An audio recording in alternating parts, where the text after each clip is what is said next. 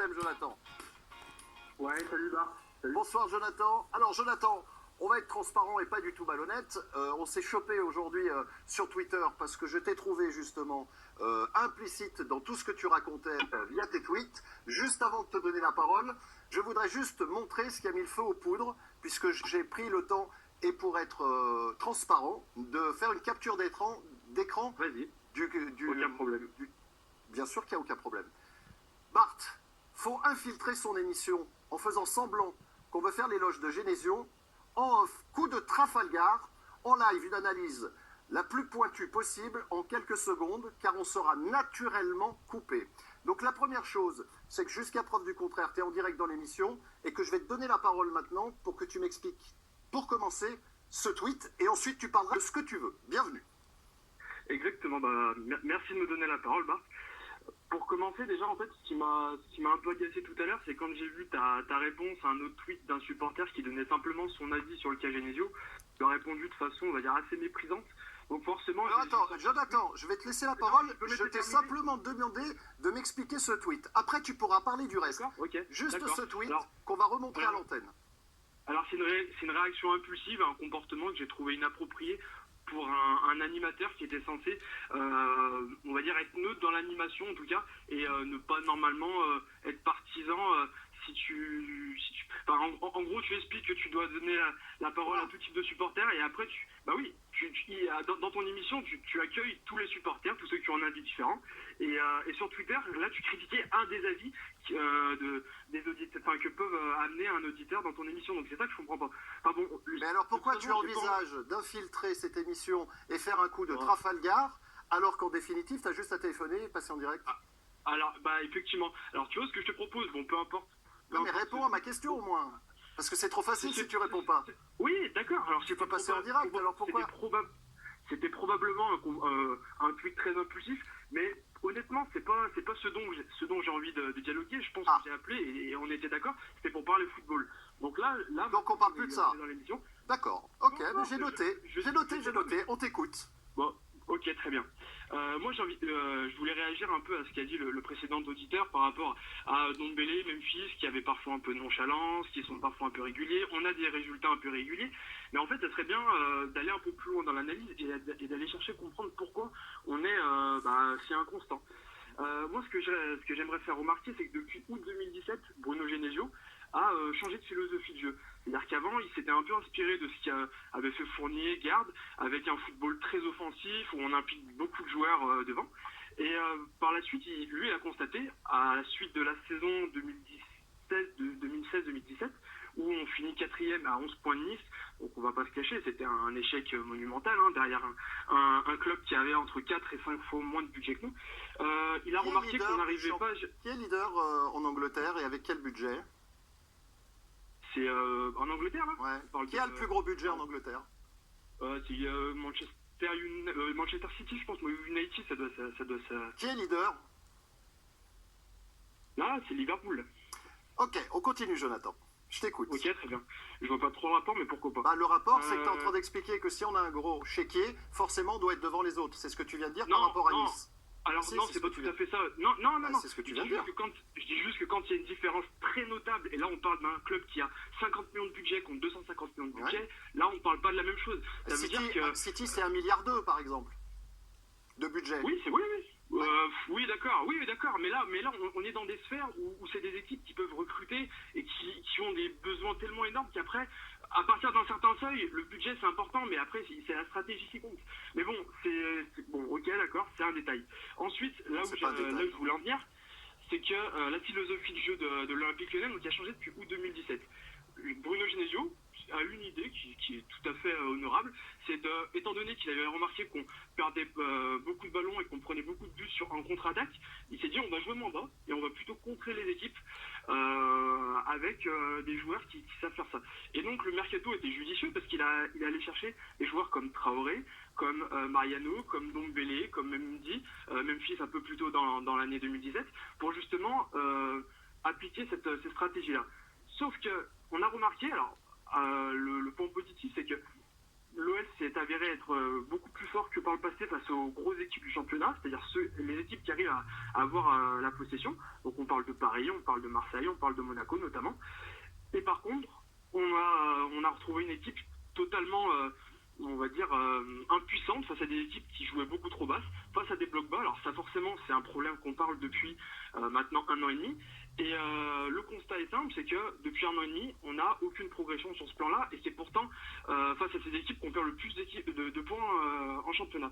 Contre les équipes qui jouent bloc bas, tu veux dire? Exactement. Ouais. Comme par exemple le PSG qui perd contre Guingamp, qui a un bloc bas qui joue à 6 derrière, par exemple. Ouais, mais malheureusement, le PSG, ça lui arrive qu'une fois ou 2 fois dans le championnat. Nous, ça nous arrive... 5 fois, pour l'instant. Ouais, 5 fois, et combien de matchs nuls? Je sais pas combien on a de matchs nuls, Jonathan. Voilà. On en a combien, Jonathan, de matchs nuls? Beaucoup trop. Alors, combien? J'ai plus le classement exact, mais on doit être à 9, 8 matchs nuls, je pense. D'accord, ok. Et le PSG? Le PSG, t'as 2 matchs nuls, si je dis pas de bêtises. On a 7 nuls de mémoire, et le PSG a perdu contre l'Olympique Lyonnais, Okay. et a fait 2 nuls. Donc tu parlais de budget il y a un instant, si tu le permets, ou si tu veux continuer de dérouler, dis-moi, hein, pas de problème. Alors, oui, là, le budget, mais là, j'étais plus tellement sur le budget, j'étais sur la façon de jouer. Voilà. Donc, pour la façon de jouer, ce que je voulais te dire, Jonathan, si tu le permets, la façon de jouer, par exemple, cette année, on a un manque d'efficacité cruel et inquiétant. Ce que je veux dire par là, c'est qu'on s'est créé le même nombre d'occasions que l'année passée, sauf qu'on marque plus de buts. C'est encore une fois pour remettre en cause tout ce que tu viens de dérouler. Tu nous expliques qu'on a changé de philosophie de jeu et qu'on avait pris des joueurs pour aller vite, etc. Pourquoi pas? Je ne suis pas totalement en phase avec ce que tu dis, mais je l'entends. C'est pourtant ce que Bruno Genesio a dit. Hein. Je peux être en désaccord avec Bruno Genesio aussi. D'accord. Voilà. Okay, j'ai pas le sentiment, qu'on est moins... J'ai le sentiment qu'on est beaucoup moins efficace cette année, puisque les stats le prouvent, c'est-à-dire qu'on frappe grosso merdo autant que l'année passée, sauf qu'on marque un tiers de moins. Donc c'est vite emmerdant. C'est ça la vérité. Alors, si tu veux parler de ça, je peux également te parler de ça. Effectivement, on tire beaucoup plus, mais l'expected on tire pareil. Je ne sais pas si tu connais cette notion. Oui, on tire au moins pareil. Enfin, on est l'équipe de Ligue 1 qui tire le plus. Par contre... mais on a le plus mauvais ratio. Goals, et ben voilà, on est beaucoup plus mauvais. Ça veut dire quoi? Ça veut dire qu'en fait, on tire beaucoup, mais la qualité des occasions, elles sont moins bonnes. Voilà. Donc ça veut aussi dire que dans l'animation, on n'est pas bon. C'est tout ce que ça veut dire. Mais j'ai envie d'aller un peu plus loin. Pourquoi on n'est pas bon? Pourquoi on n'est pas bon face au bloc bas? Parce qu'en fait, il faut regarder un peu ce qui se passe sur le terrain. Lorsque le porteur du ballon, il avance, à chaque fois, il n'y a aucune solution autour de lui, il n'y a aucun mouvement, il n'y a aucune coordination tactique. Et quand généralement... alors coordination tactique ou trop d'individualisme? Parce qu'il ne faut pas tout mélanger. Tu m'as dit tout à l'heure que tu voulais parler football. Moi, je veux bien parler football. Là, tu mélanges tout. Parce que tu me parles de tactique et d'individualisme. Donc, c'est quoi? C'est parce que moi, je trouve qu'on garde trop le ballon, par exemple. C'est pas du tout ma vision des choses. On garde trop le ballon parce qu'il y a zéro solution autour. Je t'invite vraiment à regarder, par exemple, quand Ferland Mendy ou Kenny Tété, Dubois ont le ballon sur les côtés, je t'invite vraiment à regarder ce qui se passe autour d'eux. Toi, t'as pas le sentiment qu'on fait une... mouvement? Jonathan, pardon de te couper, t'as pas le sentiment que très souvent, très souvent, on fait une ou deux touches de balle de trop? Ça te choque pas? T'as pas envie de tomber de ta chaise? Mais pourquoi? Ah non, mais je te demande pas pourquoi. C'est trop facile. Si tu réponds par une question à toutes mes questions, c'est une manipulation qui est trop simple. Je te demande simplement si... Pardon, vas-y. C'est pas du tout une manipulation. Ce que je veux simplement dire, c'est que effectivement, il y a des joueurs qui touchent trop le ballon. Mais à chaque fois, tu as des joueurs qui n'ont pas de solution. Et je t'invite vraiment à regarder les phases de possession, par exemple, de Manchester City, qui aujourd'hui, Guardiola, c'est le modèle par excellence dans le foot. Pour celui qui a encensé Bruno Genesio. Ouais, qui est encensé, peu importe. Moi, ce qui m'intéresse, c'est ce que je vois.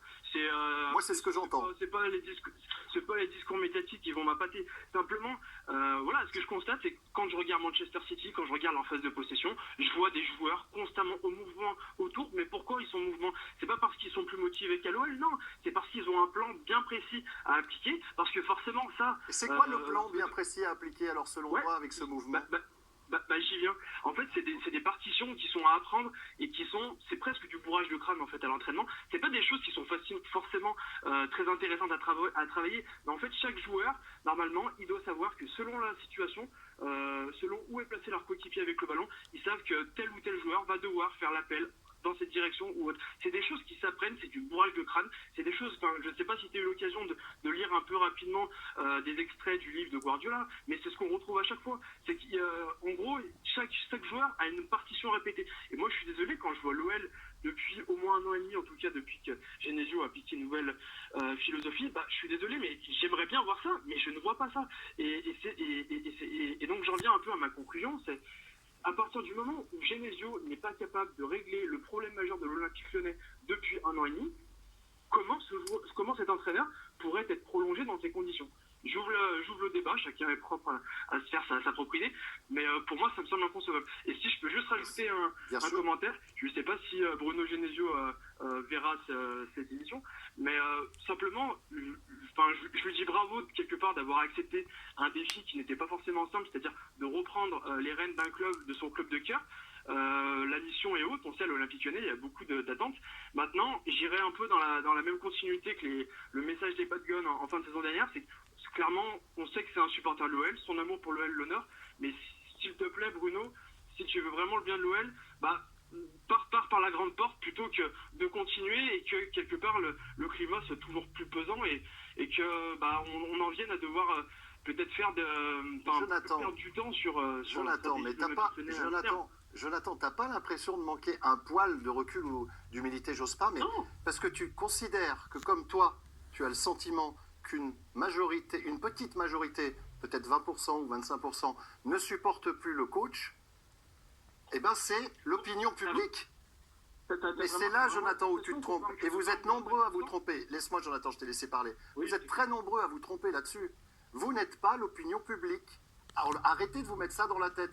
Que vous ayez des choses à revendiquer en disant « je ne suis pas content, je me fais chier au stade, c'est des purges, etc. » Venez ici, vous en parlez, c'est normal. Si tu savais le nombre de fois où je suis parti du Groupama Stadium, ou quand j'ai éteint ma télé en insultant sur 3 générations tout le monde parce que j'avais trouvé l'OL nul, et je suis salarié de l'OL, en direct sur LTV, je te le dis, nul. Ça m'est arrivé plein de fois, mais je vais pas... Mais je vais pas, Jonathan, tout jeter à la poubelle sous prétexte qu'il y a 500 personnes contre plusieurs dizaines de milliers qui pensent l'inverse. Je ne tombe pas dans le panneau. Vous n'êtes pas, Jonathan, l'opinion publique. Vous avez raison de revendiquer. Attention, qu'on soit bien d'accord, votre mécontentement, ça fait partie du jeu en 2019. Mais il faut arrêter de penser que vous avez la science infuse, bordel. Arrêtez, sans déconner, vous me rendez fou, parce que vous racontez tout et le contraire. Mais en fait, j'aimerais bien savoir où ces 10 000 personnes se cachent. Et, ah bon, ils se cachent. Personnes, moi j'en vois beaucoup plus en fait. Simplement, il y a beaucoup de sondages qui sont faits par des médias. Il y a beaucoup de sondages qui sont faits. Mais voulez-vous qu'on conserve Genesio ou non? Par des médias, sur des sondages qu'on retrouve sur Facebook ou sur Twitter. Et à chaque fois, je peux t'assurer que la majorité est clairement pour. Parce que mais c'est pas la majorité, ce sont ce qu'on appelle les actifs. C'est des gens qui réagissent. Ceux qui parlent des trains qui arrivent à l'heure, on les entend jamais. Donc ceux-là, tu ne les vois pas dans les sondages. Alors d'accord, tu as raison. Mais dans ce cas, comment tu peux penser qu'il y a plus de personnes qui soutiennent Genesio que plus qui aimeraient son départ si dans ce cas on les voit pas? Comment tu peux expliquer ça? Alors comment toi tu expliques? Je vais te reposer la question, je vais l'inverser. Ouais. Comment tu peux être sûr, sous prétexte que via tes réseaux sociaux et ta communauté, tu tires tout le temps dans la boulet rouge sur Bruno Genesio, et j'ai pas montré tous les tweets, mais il y en a qui sont juste quand même. Ça aurait été pour le coup malhonnête de les mettre à l'antenne parce que tu n'étais pas prêt. Mais il y en a qui sont vraiment limites. Comment tu peux considérer, sous prétexte qu'il y a 300, 500, 1000 personnes qui te suivent, je ne sais même pas combien vous êtes, 3000, 5000... Je sous-estime. Je sous-estime, alors dis-moi, pardon. Pardon, peut-être. Ça se présente clairement en plusieurs milliers, donc déjà commencer à parler de 200 ou 300... Alors plusieurs milliers. C'est clairement mentir sur... Plusieurs milliers, d'accord. Ça veut dire quoi, plusieurs milliers? 5000 par exemple? Alors, je sais pas, dis-moi. Je suis pas un statisticien, je suis pas un comptable. Mais ce que je veux simplement dire, c'est dire des choses, il faut argumenter derrière. Comment tu veux expliquer qu'on juge le nombre de passifs si on les voit pas parler? Moi, je vois aux gens qui réagissent. Et simplement, quand je suis au stade... C'est ta communauté qui réagit. C'est toujours pareil. Et dans le stade, c'est ma communauté. Je t'invite à observer un peu maintenant, là, depuis quelques mois, quand le nom de Bruno Genesio est sifflé avant le début des matchs, ouais. Et ben voilà, très souvent, c'est sifflé. Et c'est qui encore? C'est ma communauté Twitter. Non, non, c'est la représentation aujourd'hui de ce que pensent les gens. Moi, je suis pas là. Ce que je veux dire, c'est que je veux pas du mal à Bruno Genesio. Voilà, simplement, j'aimerais qu'on soit objectif. Bah, donne ton adresse Twitter. Donne ton adresse Twitter et ton Facebook. Parce que quand tu viens là, tu dis je veux pas de mal à Bruno Genesio. Très franchement, Jonathan, c'est pas bien, quoi. Tu peux pas me dire ça. Donne ton adresse Twitter, que les gens aillent voir ton tweet, ton Facebook, etc. Je préfère que tu viennes là en me disant je ne le supporte pas, j'en peux plus de cet entraîneur, et là je l'entends. Mais comment tu peux me dire dans la même phrase que laisse-moi terminer, que tu ne veux pas, t'en veux pas à Bruno Genesio, et à côté de ça qu'il suffit de prendre 3 minutes pour aller voir que tu lui tapes dessus sans arrêt. C'est pas. Et si tu lui tapes dessus, pourquoi pas? Pourquoi? Si Bruno Genesio ne se qualifie pas pour la Ligue des Champions, si Bruno Genesio ne gagne pas un trophée, si Bruno Genesio offre du spectacle pourri, mais qu'il s'en aille, mais je serai le premier à le dire. Mais quand tu es encore en course pour la 2e place, quand tu es en 8e de finale de la Ligue des Champions, quand tu es en demi-finale de la Coupe de France, et qu'on vient ici tuer telle ou telle personne, ça serait Genesio ou quelqu'un d'autre, c'est de la chasse à l'homme. Il rigole à Marseille. Je te jure, il rigole quand il parle de nous. Il se fout de notre gueule. Tu sais pourquoi? Comment ça, il rigole? Mais parce qu'il se moque de nous. Ils disent, mais vous êtes fous. Vous êtes fous. N'importe quoi. Ah bah tiens. Rudy Garcia... mais parle pas de Rudy Garcia. Eh ben, faut bien voir le traitement qu'a eu Rudy Garcia à l'OM. Les supporters de l'OM ont beaucoup moins de patience et c'est pas forcément une qualité, attention. Rudy Garcia, je te parle de notre palmarès et de tout ce qu'on joue actuellement. Pourquoi tu me parles de Rudy Garcia? Je comprends pas, franchement je comprends pas. Je te parle de ce que nous vivons, toutes les compétitions qu'on peut encore vivre, le rêve qu'on peut encore avoir. Alors c'est que des rêves, hein. Peut-être que dans une semaine il n'y aura plus rien. Et tu me parles de Rudy Garcia. Mais qu'est-ce qu'il vient foutre là, Rudy Garcia? Bon, c'est toi qui me parles des supporters de l'OM, mais bon, ce que je veux dire, c'est qu'effectivement... Non, je te parle des supporters de l'OM parce qu'ils se moquent de nous en disant que vous avez de la chance. D'accord. Ok, c'est ça. Ok, très bien. Ok, très bien. Non, c'est sûr. Moi aussi, je suis content d'être encore en lice en Ligue des Champions. Moi aussi, je suis content d'être encore en lice en Coupe de France. Maintenant, c'est pas ça qui va m'appâter et qui va me rendre aveugle de ce qui se passe à côté. Aujourd'hui, 80% des matchs de l'OL, on se fait chier, clairement. 80%, 8 matchs sur 10. Ah oui, j'étais sûr. Donc cette saison, on a joué... Donc cette saison, on a joué à peu près 25 matchs, on est à peu près à ça. J'ai peur de dire des bêtises, mais ça doit être à peu près ça. Ouais, donc sur les 25 matchs, il y a 20 fois où tu t'es fait chier. Ouais, ça doit être ça. Ouais. Eh ben, putain, on est fort alors, hein, parce qu'on est... Ouais. D'accord. Ah ouais, qu'est-ce que tu veux? Ça défie la science. Mais bon, passons. Mais ce que je veux on dire, va arrêter là, Jonathan. Termine, tu auras le mot de la fin, parce qu'on a fait beaucoup là, mais vas-y. Ce que je veux dire, c'est qu'à un moment donné, voilà, faut avoir du bon sens.